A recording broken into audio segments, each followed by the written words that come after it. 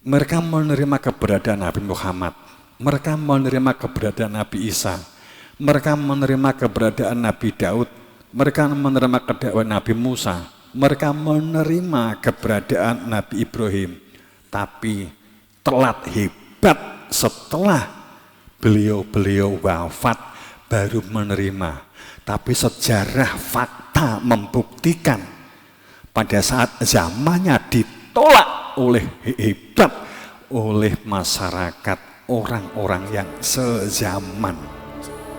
Mergo nek petuk irunge mosok kuwi, mosok wong buta huruf, mosok duduk dokter, duduk profesor, gak tahu sekolah, enggak tapi setelah meninggal beberapa tahun kemudian baru menerima.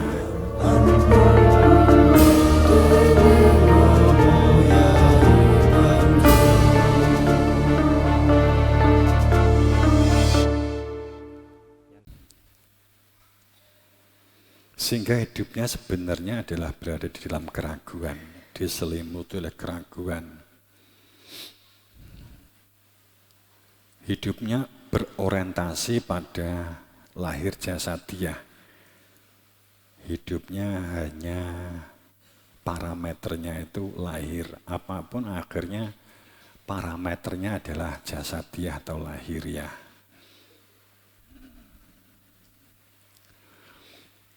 Balik at-tabi alladzina dzalamu ahwa'ahum bi ghairi ilm. Sungguh dengan sebenarnya nyoto bahwa orang-orang yang dolim itu orang-orang yang dikendalikan hidupnya itu dengan prasangka akibat hawa nafsunya. Kenapa prasangka yang digerakkan oleh hawa nafsunya? Karena dia tidak memiliki ilmu tentang hakikat.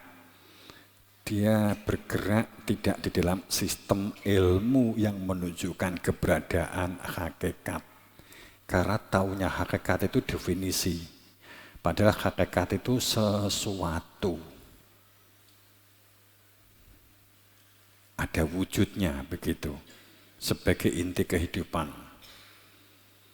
Sehingga siapa yang orang yang menunjuki orang yang telah, kalau Qur'annya menyebut siapa yang menunjuki orang yang memang oleh Allah disesatkan. Itu adalah sesuatu yang kita bangun di dalam sebuah sistem kesadaran kehidupan kita. Di zaman, di situasi transisi saat ini.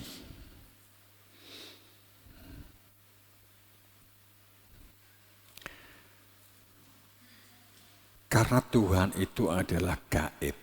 Karena Tuhan itu tidak kelihatan mata, tapi al-ghaib. Keberadaannya mutlak. Tuhan itu gaib, tapi dapat dikenali keberadaannya sehingga disebut al-ghaib. Kalau gaib tidak ada alnya itu bisa entut. Entut itu gaib, enggak kelihatan tapi bau. Itu bisa jadi gaib.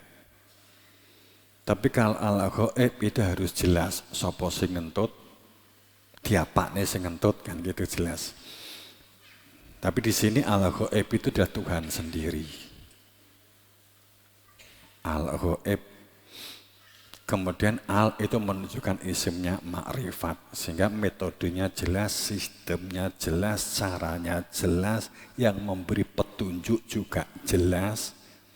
Al-ghaib. Yang bertanya juga jelas karena memang nyuwun ilmu.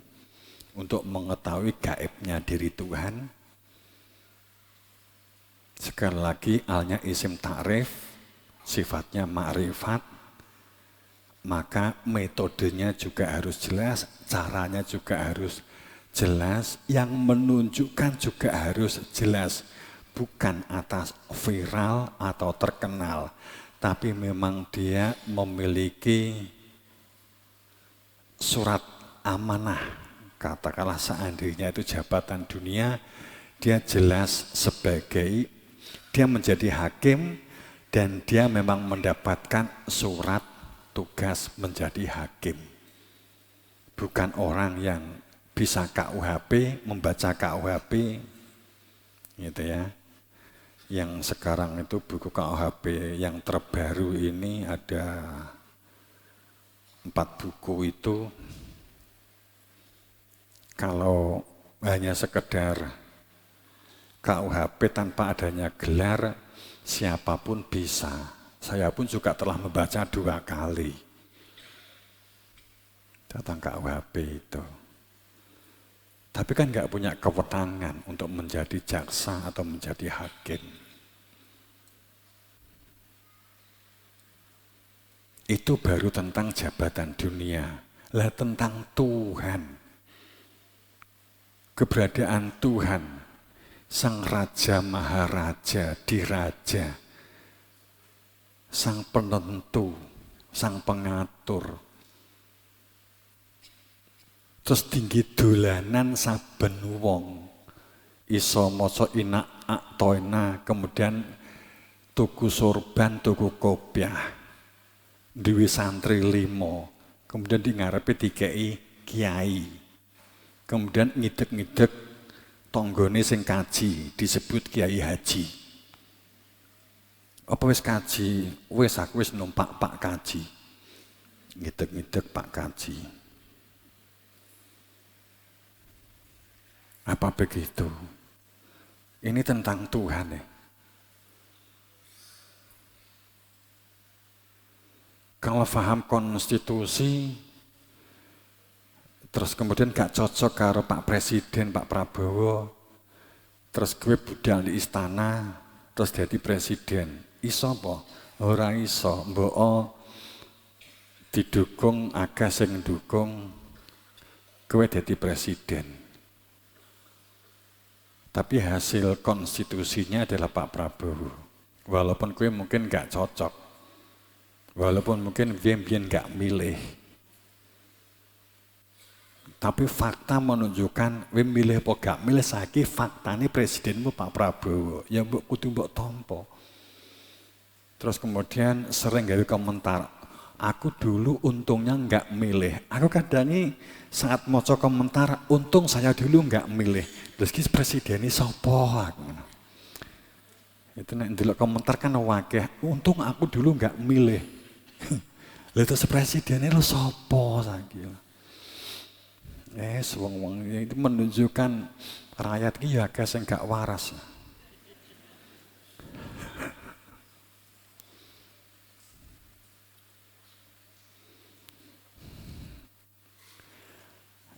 Ya terlepas dari presiden atau apapun. Mbok pilih, mbok iso dipilih gak iso nontremke, mbok tuntut. Kadang gak masuk akal, awake dhewe iki lho, kadang gak masuk akal gitu. Saat pilihan subuh biasanya mbangkong. Basa enek pemilu tangi wisuk mergo ngenteni serangan fajar, ngenteni Indomie 5 bungkus. Entah, karo sangu 20.000 apa 50.000. Terus kok enek sing teko ngekei dhuwit neh 20.000. Calon legislatif yang lain ngekei 50.000. Kowe ditakoki, kowe milih sapa? Ya sing ngekei dhuwit paling akeh. Terus mbok dadi DPR utawa dadi pimpinan, mbok tuntut negara ki maju.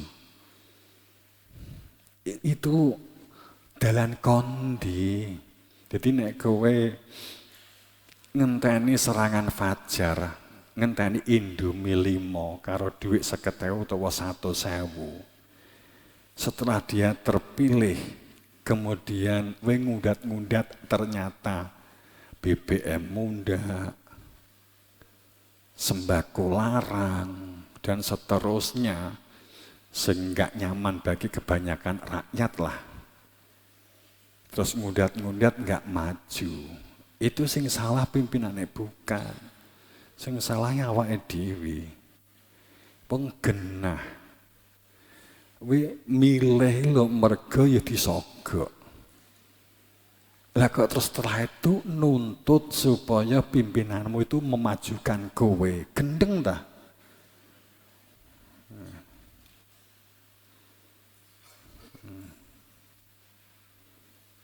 Tangeh lamun gitu.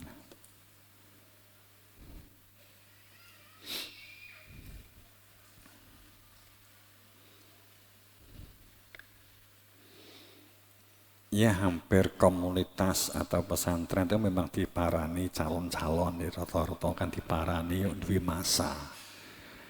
Kena tinggi transaksional biasanya kan begitu.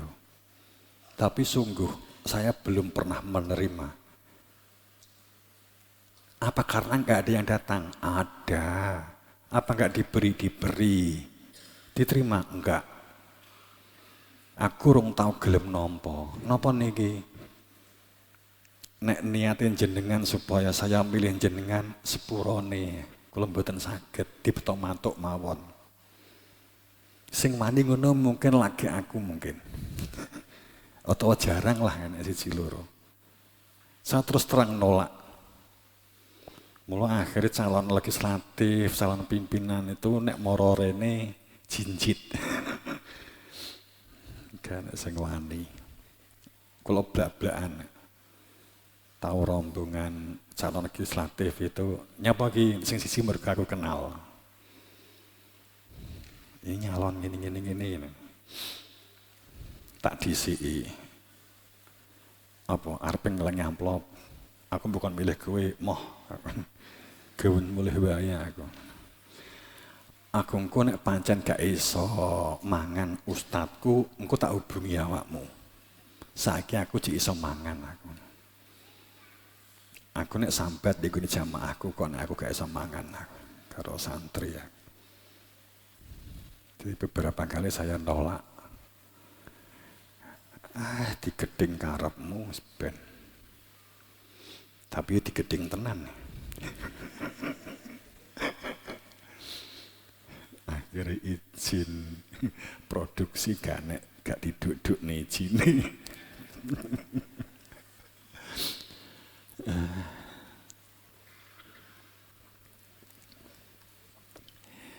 Satu sempat di MKKS itu menjadi sekjen di Jawa Timur. Itu biasanya nek uang sangu tahunan. Itu nggak pernah saya bawa pulang kok. Langsung saya bagi di kantornya sana. Nyah dumen aku. Nek mundurut ngene gak patek doyan aku.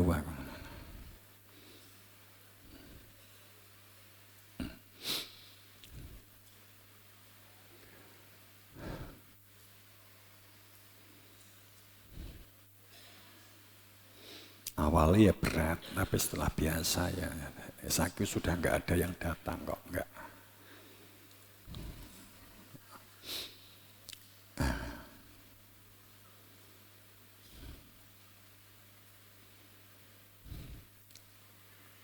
Kembali, jadi alimul ghaibi fala yudhiru ala ghaibihi ahadan. Ilmu perihal keberadaan Tuhan yang gaib, yang dapat diminta petunjuk kepada yang berhak memberi petunjuk sehingga akan mengenali keberadaan Tuhan.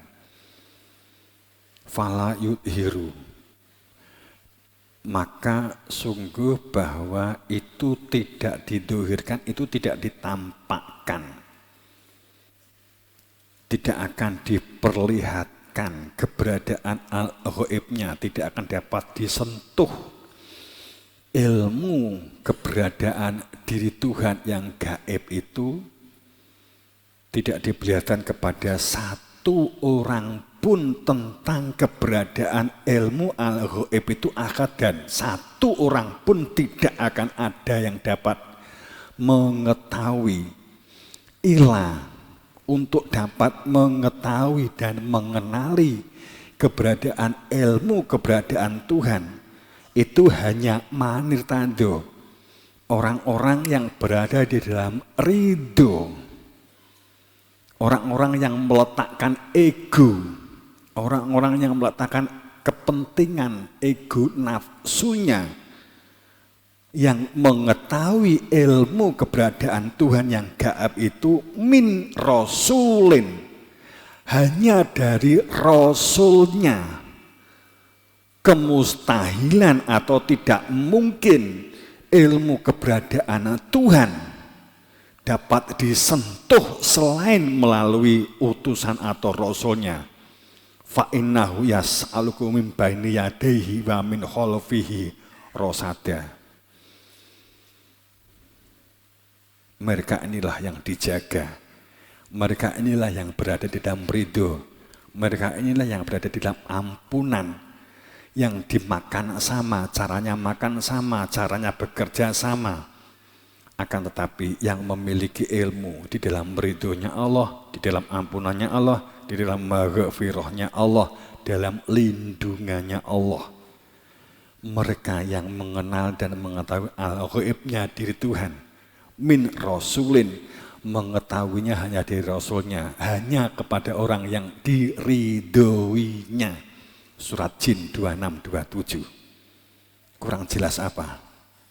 Jika ayat ini dibalik logikanya, jika Rasul dianggap setelah Nabi Muhammad tidak ada, atau setelah Nabi Isa tidak ada, selama 500 tahun kemudian muncul Nabi Muhammad, atau setelah Nabi Daud tidak ada, kosong, kemudian muncul Nabi Isa, maka betapa hebatnya Tuhan tidak adil pada saat di luar komunitas Nabi Isa, Nabi Daud, Nabi Ibrahim, di luar komunitas Nabi Muhammad saat ini. Inilah yang kemudian dikatakan, untuk mengenali keberadaan Tuhan tidak ada kata lain, hanya jika mengetahuinya melalui Rasulnya. Dengan kata lain, jika ini dianggap tidak ada, maka tidak ada orang yang alimul ghaibi, maka tidak ada orang yang mengenal al-ghaibnya diri Tuhan. Dengan kata lain, berarti tidak ada orang yang beriman. Berarti iman kita hanya anggapan. Merasa iman. Apakah begini yang diminta oleh umat manusia? Apakah seperti ini?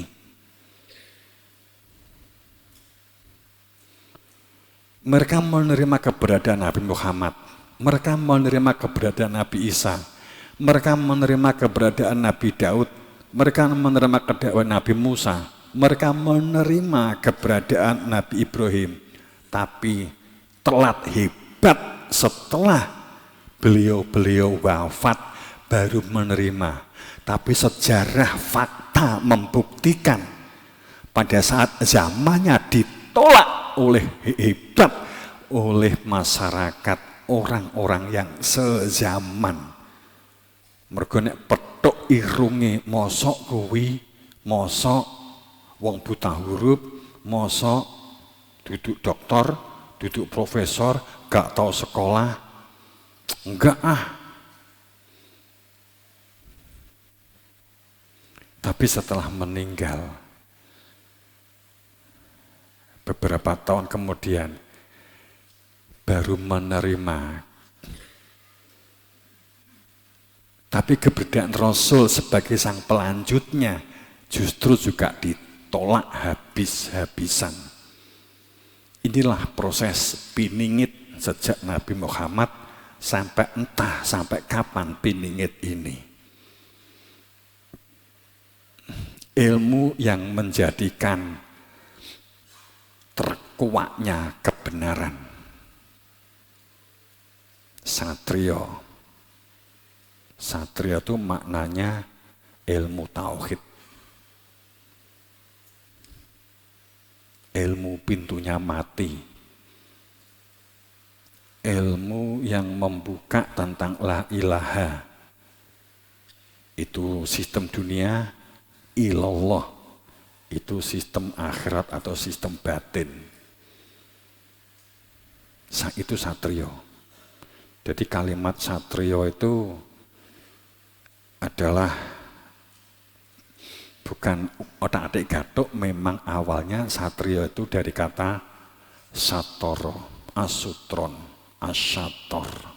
Kemudian menjadi pelakunya menjadi satrio. Satrio dari kata sutron. Supaya manusia hati nuraninya berfungsi sehingga ada pusat konsentrasi kehidupan itu menuju kepada dia. Asyator. Terbentuknya satu sistem kehidupan la ilaha. Bersungguh-sungguhlah dalam dunia.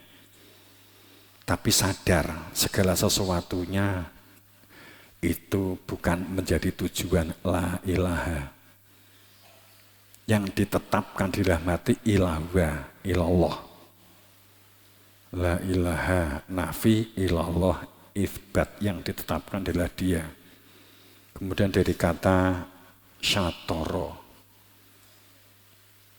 pintu hakikat yang menunjukkan keberadaan dia. Maka kenapa disebut sebagai Imam Mahdi, disebut sebagai Ratu Adil?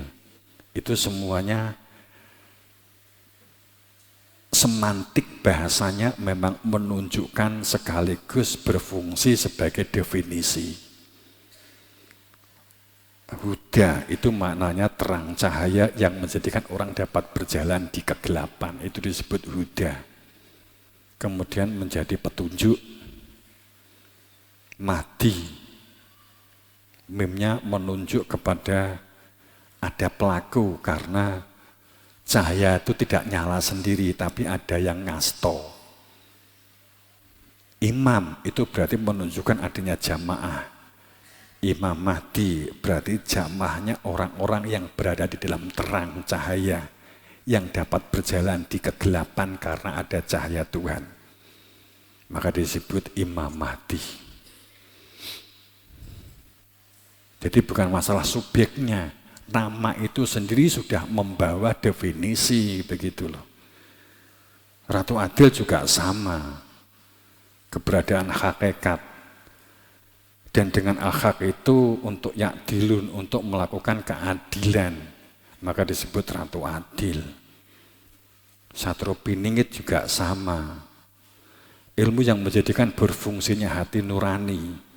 Piningit tersimpan di dalam hati, maka disebut satrio piningit. Orang kok kemudian dia pahami satu piningit itu cik didelik nih di ngisor suket ngarang gue. Nek ngarang ini jangan nemen-nemen toh. Nek ra roh mbok ngomong gak roh. Siapa sih tak gremeng? Ya kowe mewakili.